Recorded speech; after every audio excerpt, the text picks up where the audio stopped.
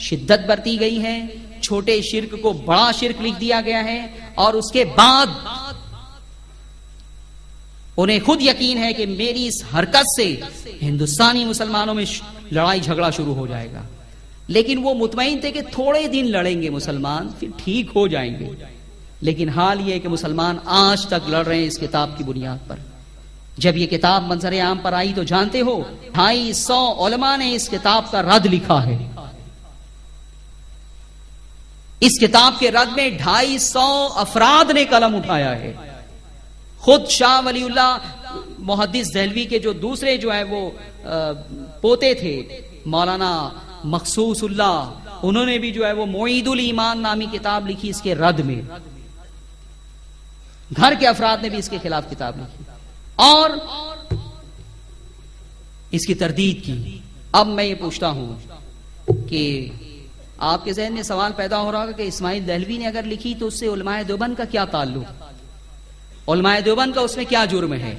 عزیزان گرامی، شاہ اسماعیل دہلوی نے جب یہ کتاب لکھی تو علماء دہلی نے، خاص طور پر علامہ فضل حق خیرآبادی نے اس کتاب کے رد میں ایک بہت جاندار کتاب لکھی جس کا نام ہے تحقیق الفتوی فی ابطال التغوی، اور اس کا رد لکھا اور آخر میں فیصلہ کیا کہ اس کتاب کا مصنف توہین رسالت کی بنیاد پر کافر ہے.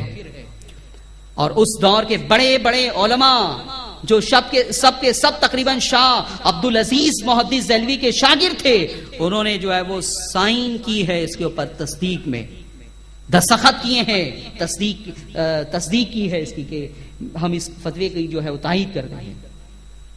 لیکن پھر کیا ہوا؟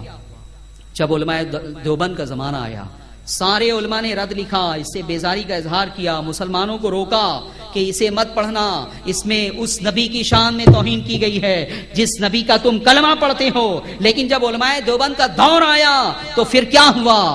مولانا رشید احمد گنگوہی دیوبندیوں کے بہت بڑے عالم ہیں، یہ ان کے فتاوے کا مجموعہ ہے فتاوی رشیدیہ. علماء دیوبند نے اس کتاب کی تائید شروع کر دی، اس کا فیور شروع کر دیا اور یہ کہا کہ یہ کتاب بہت عمدہ کتاب ہے. کیا ہے؟ جیسے کوئی یہ کہے کہ سلمان رشدی کی وہ کتاب بہت عمدہ کتاب ہے تو آپ کے جذبات کا کیا عالم ہوگا. اسی طرح سے مولانا رشید احمد گنگوہی نے اس کے بارے میں فتویٰ دیا کہ بہت عمدہ کتاب ہے، اور صرف عمدہ کتاب نہیں کہا بلکہ یہ کہا کہ اس کا پڑھنا اور اس کا اپنے پاس رکھنا عین اسلام ہے. معاذ اللہ، عین اسلام قرار دیا اس کا پڑھنا اور اس کا رکھنا.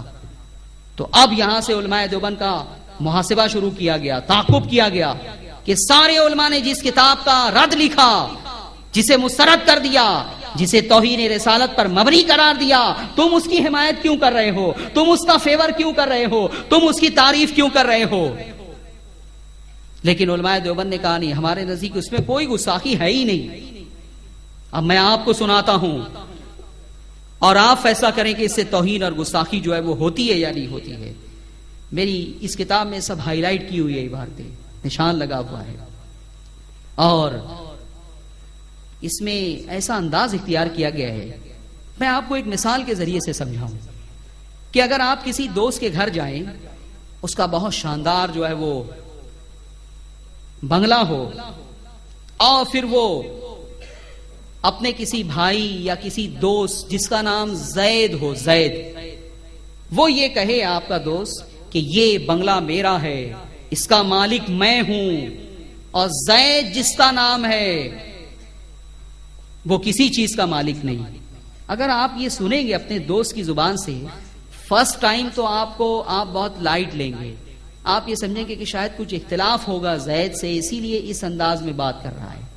لیکن پھر آپ اس کے یہاں جائیں اور پھر جو ہے وہ اسی انداز میں وہ ذکر کرے کہ میں جو ہے وہ یہ ہوں، کچھ تمہیں مانگنا ہو نا تو مجھ سے مانگنا، میں بہت امیر آدمی ہوں. وہ شخص جس کا نام زید ہے اس سے کچھ مت مانگنا.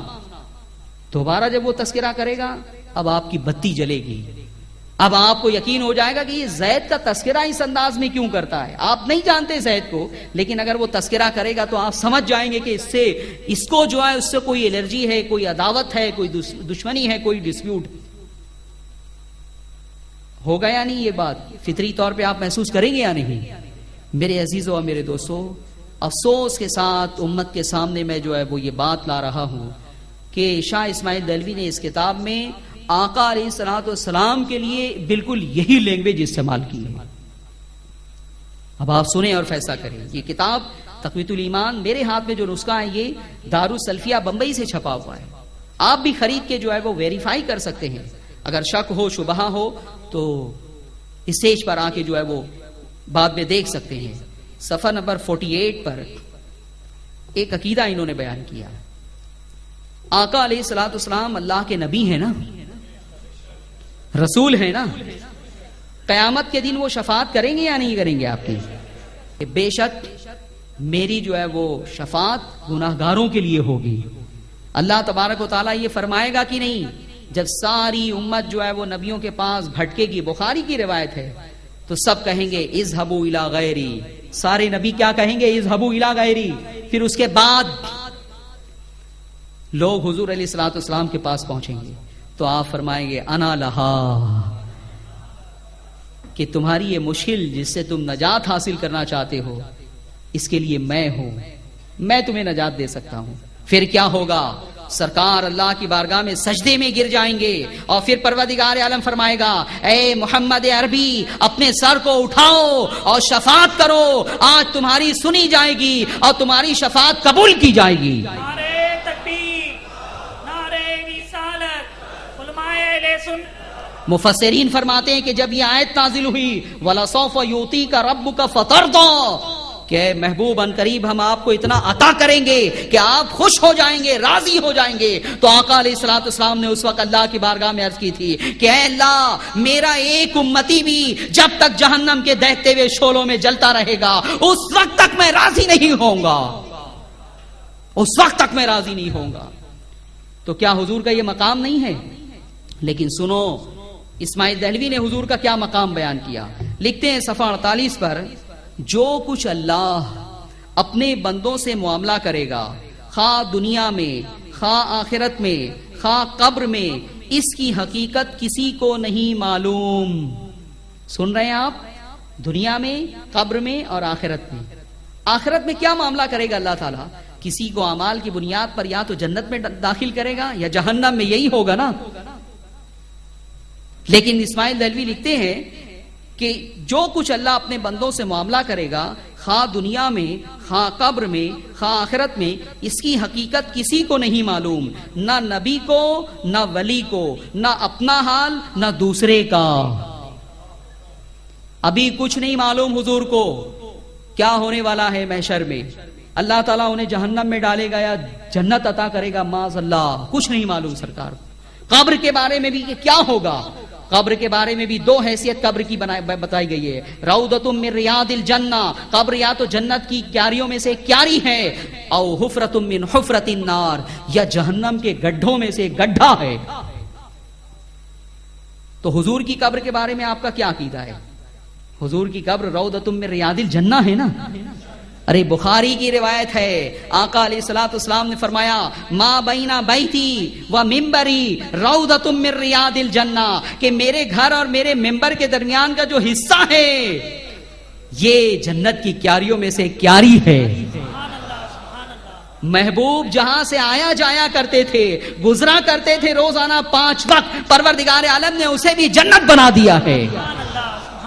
قیامت کے دن جو ہے وہ اٹھا کے جنت میں ڈال دیا جائے گا۔